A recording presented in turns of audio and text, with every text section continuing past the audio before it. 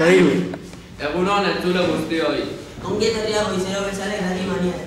Gaurko egun honetan gomendatu berezi bat daukagu. David Bell. Baina sartu baino lehen iragarki batzuk jarriko ditugu.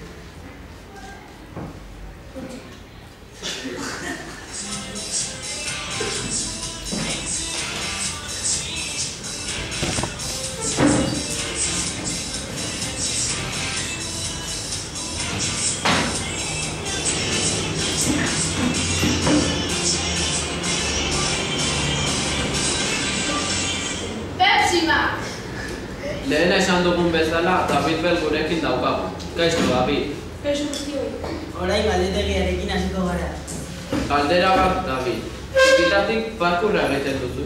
Bai, izan ere zazpi urte dituenean, Fieita soldaduskatik etortzean, ikasitako mugimenduak irakatuz eta gustokoak izan dituen. Beste bat, non hasi zinen parkur egiten? 14 urte nituela estatu batuetara joan nintzen bizitzera, eta han 15 urteekin parkurra asmatu nuen. Eta zergatik egiten duzu parkurra?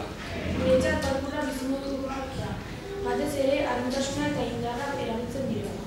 Eta orain musika pizka bai jarriko dugu galdetegia segi baino lehen.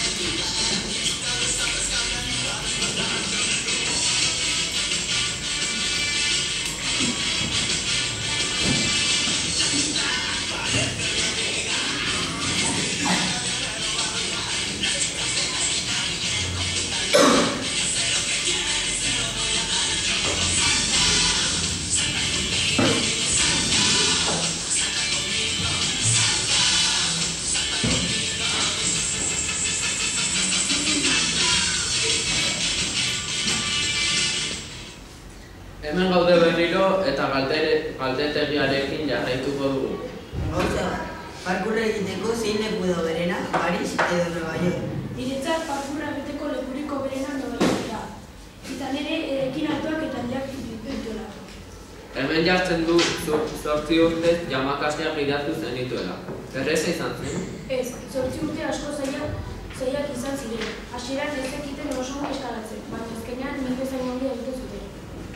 Hau gure azken galdera izan da. Eta orain deiekin hasiko gara. Gabon, nor zaitugu? Iñaki. Eta nondik deitzen duzu? Donostiatik. Eta zer galdetu nahi diozu Davidi? Nik duela gutxi parkurrean hasi nintzen, eta galdetu nahi dizut ea parkur eskola bat daukazu. Orain esaten duzula duela urte gutxi eskola bat egitea pentsatu nuen, baina hori diru asko balio zuen, baina zaharra egitean parkurra utzi ordez eskola bat egingo dut. Eta orain azken galdera. Kaixo, nor zara? Pedro. Eta non zaude? Rik. Egiozu azken galdera. Kaixo, David. Nik parkurra duela urte asko egiten dut, baina ez dakizkit mugimendu askorik. David, zein mugimendu gomendatzen dirazu? Nire ustez mugimenduriko berena eta gustokoena 360 gradu horizontalean da. Eta galdera honekin irrati saioaren bukaera iritsi da. Agur, asteburu ona pasa.